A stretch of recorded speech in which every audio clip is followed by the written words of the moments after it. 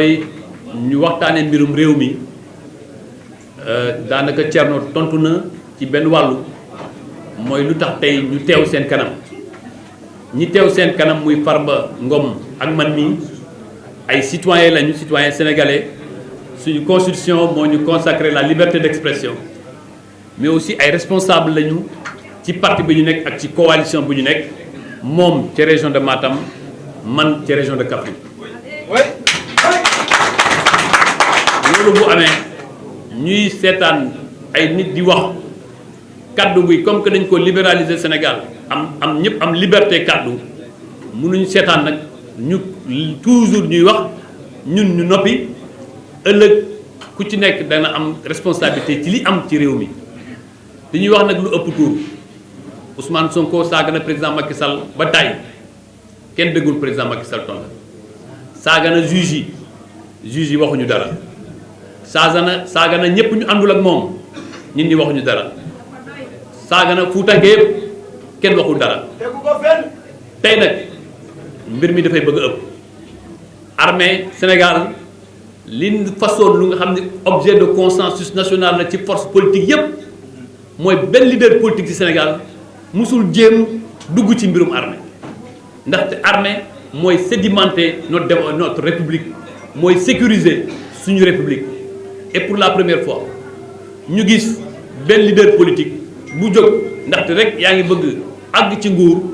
ngay attaquer armée di ci dugal lu nga xam ne dara bokku ci lépp bu ñuy ngeen baal ma kàddu gi lépp nekk ay kàcc ci kese wax ni France dafa jóge foofu dafa génn ci république du Mali ma jàpp ni sax booy wax Mali nga xam ni Mali ñëpp xam nañu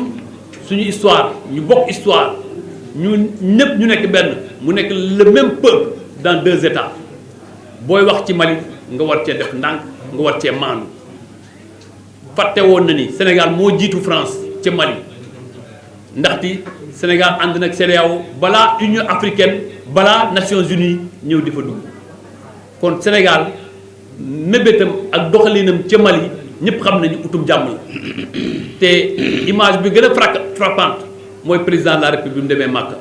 ngeen gis des citoyennes maliennes topp ko di ko ne président ñu ngi lay ñaan nga intervenir ba Mali ñu am jàmm loolu rek doy na confiance bu nga xam ne Afrique moo ko séddale président Macky Sall bëgg a jaxase xel yi moom xam na ni gaa France nu mu nekkee une république souveraine noonu la président Sénégal nekkee une république souveraine xam na ni gaa tooñuñu kenn waxuñu kenn président Macky Sall bi mu nekkee président ba tey ñëpp xam nañu l'Afrique a retrouvé sa dignité dans le quota mondial amul benn réew tey buy tey Afrique bu ngeen xoolee même ci guerre Ukraine ak Russie rôle bi ci Afrique joué Afrique mosu koo joué loolu nag fierté la ci Sénégal fierté la ci Afrique loolu bëgg ko nasaxal bëgg a wan ni ci France lañu topp saaga Sénégal la saaga armée Sénégal la parce que dafa jaawatle ay militaires yu fa toog war a dellu seen kër ñeneen awuleen foofu loolu la xamul naka lay fonctionner mu gis rek ay militaires yi ngi ñibbisi xamul ni militaires yu ñibbisi yeneen militaires yi ngi leen di remplacer et Sénégal mosul jógee ca Mali parce que tant que Mali amul jàmm Sénégal du am jàmm waaye loolu yëpp attaqué juge yi attaqué président de la République tey attaqué armée loolu yëpp ñun ñëpp xam nañ lan la annoncé candidature alors que waxtaanoo sax ak sa parti parce que jàpp nañu ne parti yëpp war na am tuuti démocratie interne parce que booy bu ñu ubbi dañuy ubbi candidature yi ci parti yi ba pare annoncé ay candidature du élection présidentielle moo ko intéressé élection député élection locale jeex na waxatuñu élection locale parce que moom ci élection la dund